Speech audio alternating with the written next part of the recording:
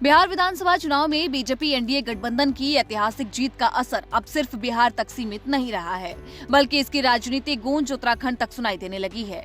उत्तराखंड भाजपा में 2027 की विधानसभा चुनावों के लिए एक और नई ऊर्जा इस जीत ने भर दी, तो वहीं दूसरी ओर कांग्रेस इस नतीजे से अब पूरी तरीके से बैकफुट पे जाती हुई नजर आ रही है। स्थिति इतनी गंभीर हो चुकी है कि पार्टी में अंदरूनी खलबली की वजह से शीर्ष नेतृत्व से मुलाकात की मांग तक उठने लगी है।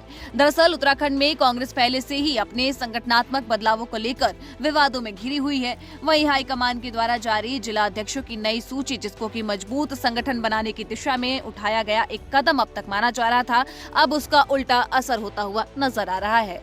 उधम सिंह नगर में इस फैसले का खुलेआम विरोध हुआ और कई पार्षदों ने तो कांग्रेस की प्राथमिक सदस्यता से इस्तीफा तक दे दिया। स्थिति खुद बताती है कि कांग्रेस वर्तमान में किस प्रकार की आंतरिक उथल पुथल का सामना कर रही है। और अब एनडीए को मिली धमाकेदार जीत के बाद कांग्रेस नेताओं की चिंता और भी ज्यादा बढ़ गई है।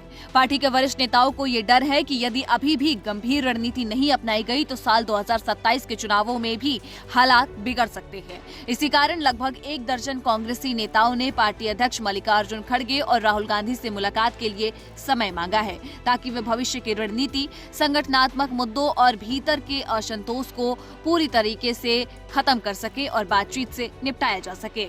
वहीं प्रदेश कांग्रेस के वरिष्ठ उपाध्यक्ष धीरेन्द्र प्रताप ने इस पर खुलकर बताया। उन्होंने कहा कि इस मुद्दे पर राज्य के प्रभारी से विस्तृत चर्चा की गई है और शीर्ष नेतृत्व तक ये संदेश पहुंचाया गया है कि संगठन की स्थिति मजबूत करने के लिए अब तुरंत कोई कदम उठाना पड़ेगा।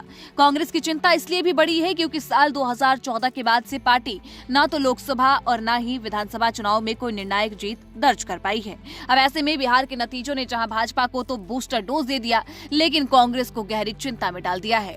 नेताओं की बेचैनी इस बात से झलकती है कि जिन नेताओं ने उच्च नेतृत्व से मिलने का समय मांगा है, उनमें पूर्व सांसद से लेकर मौजूदा विधायकों और कई पूर्व मंत्रियों तक के नाम शामिल है। स्थिति ये है कि कांग्रेस के वरिष्ठतम नेताओं तक का ये मानना है कि अगर समय रहते एकजुट होकर चुनावी रणनीति नहीं बनाई गई तो भविष्य और भी मुश्किल हो सकता है। हालांकि संगठन में हुए फेरबदल को लेकर कई सवाल और भी उठ रहे हैं, लेकिन अब कांग्रेस नेतृत्व के भीतर ये समझ आ चुकी है कि साल 2027 के चुनावों से पहले पार्टी को पूरी तरीके से एक नया रोड मैप और नई ऊर्जा चाहिए होगी, वरना बिहार की झलक उत्तराखंड में भी दिखाई दे सकती है।